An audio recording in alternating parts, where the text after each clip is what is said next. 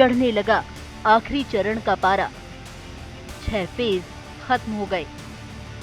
7वां phase भी 1 जून को खत्म हो जाएगा, लेकिन चुनावी प्रचार में आरक्षण का मुद्दा सियासी मैग्नेट से ऐसा चिपका है कि इसकी चर्चा चरण दर चरण चुनावी प्रचार में जरूर हो रही है। इसी आरक्षण के मुद्दे पर पीएम मोदी ने यूपी में चुनावी प्रचार के दौरान विपक्ष को घेरा।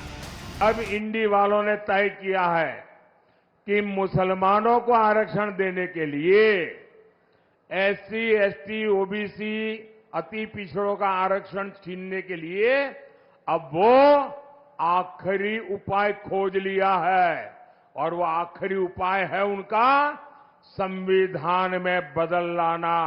एससी, एसटी और ओबीसी के आरक्षण पर विपक्ष की कलई खोलते हुए बीजेपी लगातार दो हाथ करने को तैयार है। ये लालू जी आरक्षण की बात करते हैं और कहते हैं कि मुसलमानों को 100% आरक्षण देना चाहिए। लालू जी कहां से दोगे? किसका लेकर दोगे? बंगाल, कर्नाटक और हैदराबाद में एक घमंडिया गठबंधन ने मुस्लिमों को आरक्षण दिया।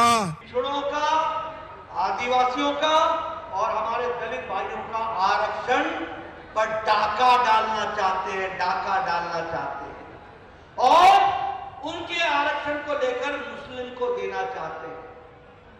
संविधान में लिखा हुआ है धर्म के आधार पर आरक्षण नहीं मिलेगा, सामाजिक न्याय के लिए मिलेगा, लेकिन ये लोग पिछले दरवाजे से आपके आरक्षण पर डाका डाल रहे हैं।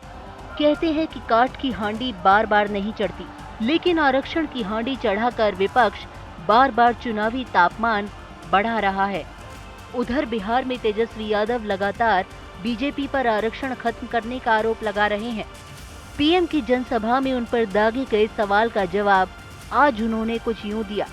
विधानसभा में ऑन रिकॉर्ड है, किसने प्रस्ताव दिया था? तो हम आप ही से पूछते हैं, एक बार नहीं 2 बार किसने प्रस्ताव दिया? हम ही ना दिए थे भाई।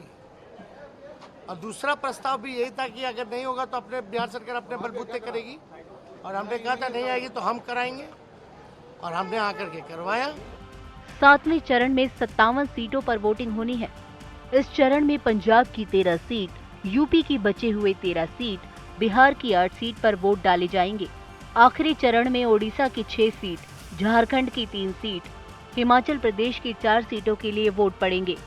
वहीं पश्चिम बंगाल की 9 सीट और चंडीगढ़ की 1 सीट पर मतदाता दिग्गजों की किस्मत को ईवीएम में बंद कर देगा।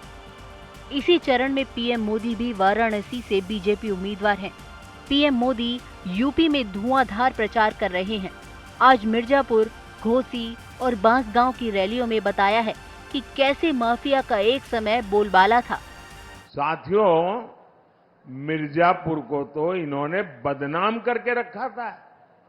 इन्होंने पूरे यूपी को, पूर्वांचल को माफिया का सुरक्षित ठिकाना बना दिया था।